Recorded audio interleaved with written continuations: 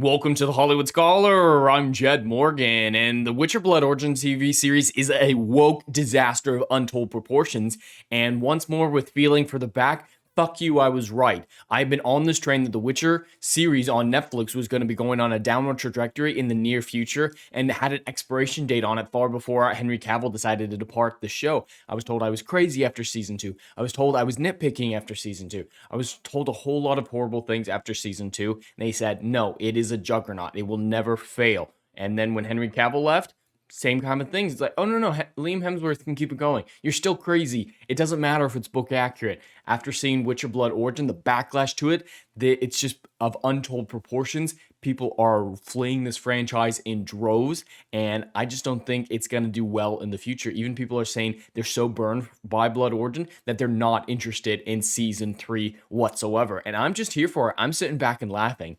The show was far worse than even I predicted it was going to be, and that's exactly what we needed for people to finally look at the main first 2 seasons with a logical eye. And a lot of people are saying that they're changing their opinions on those older seasons because Blood Origin showed them the truth, and I am just loving every single second of it. But the fallout from the mainstream and access media sites has been a little bit different. And we're finally going to get those narratives that I talked about a few days ago, the live streams and reviews and whatnot, that they're going back to the age-old well of review bombing, but let's jump into it. As we've seen time and time again, it's totally okay for the critics to dislike something. As you saw, their review is actually going down.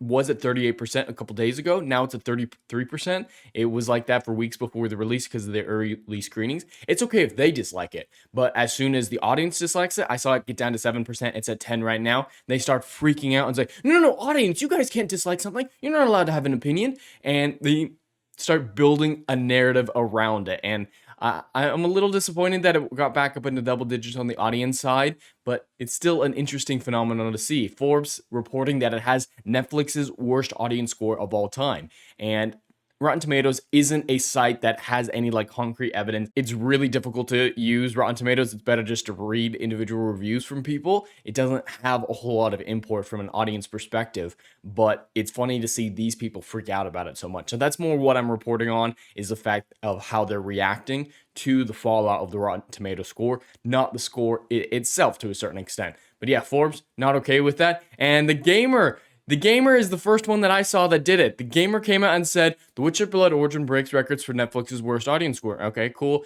Blood Origin was an audience score of only 8%, but many of these reviews perpetuate racist, sexist, and ableist talking points. There we go. It's sexist and racist and ableist to dislike the show now. It didn't take long. That's the whole reason they do this diversity, as a shield against legitimate criticism. This is something I talked about with Witcher Season 2, with the way that they cast Triss and a lot of their other characters as well, is they use this diversity as a shield against criticism of their inept writing capabilities. That's why Hollywood is perpetuating it, because they're no longer hiring based on talent, and so the quality of the scripts are going downhill. So they need to cast diversely as well, so they can just say, oh, you don't think we wrote something good? You're just racist and sexist. And now The Gamer is proving my statement true here. And this article is not worth reading, but CBR jumps on it as well. It's getting review bombed by novelists and Henry Cavill fans.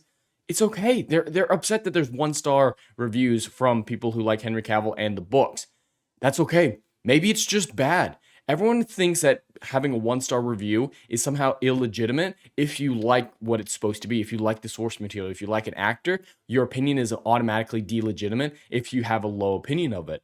No, you might just have a low opinion of it. It's crazy. I know, right?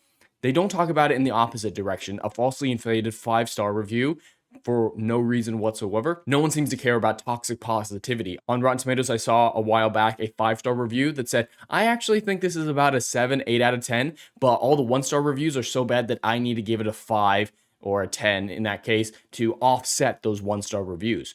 That's review bombing because you don't agree with the general sentiment. No one's ever going to talk about it in that direction. It's all about targeting negativity, and sometimes negativity is warranted. I'm sorry, whatever rosy field fairyland you live in, sometimes being negative about something is warranted. Not all the time. Sometimes people take it too far, but just this overarching being negative is bad if you're a normal person. If you're a critic, it's fine. But if you're a normal person, you're a bad person. You're ableist, sexist, racist. You're just a book fan. Your opinion doesn't matter. It's just a really weird perspective to take. And I'm not okay with it. I'm going to call it out whenever I see it.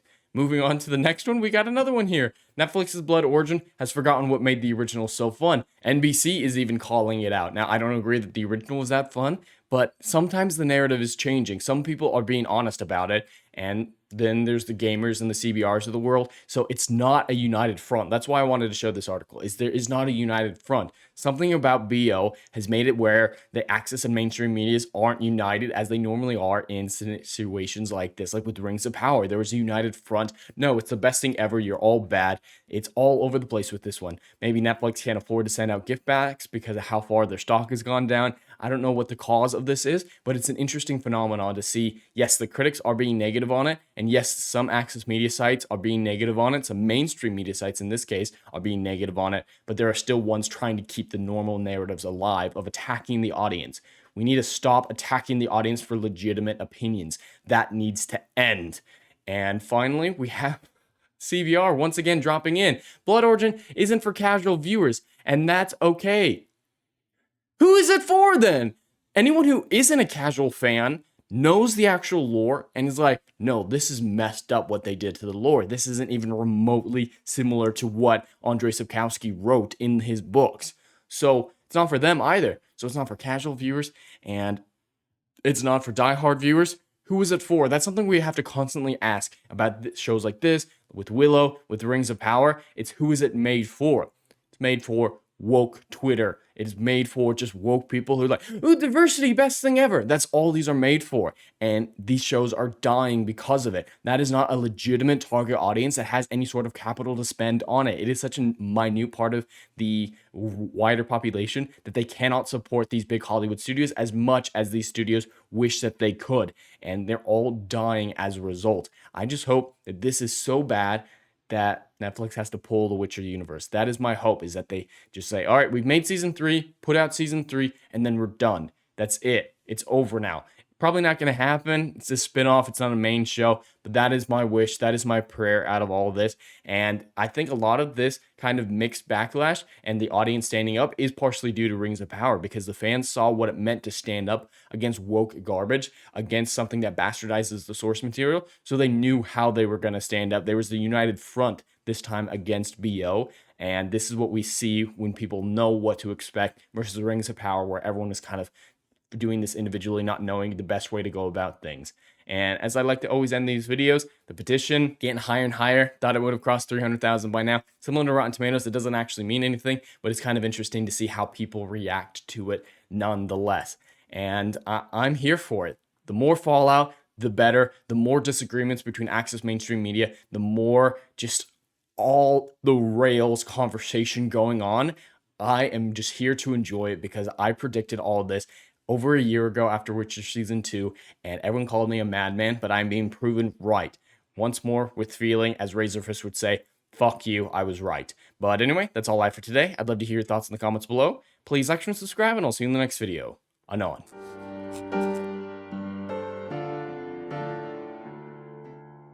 Hey, yo, are you feeling what I'm doing up in here? Oh, I know you are. Do you miss all the good, compelling stories that we used to get back in Hollywood that they ain't putting down no more?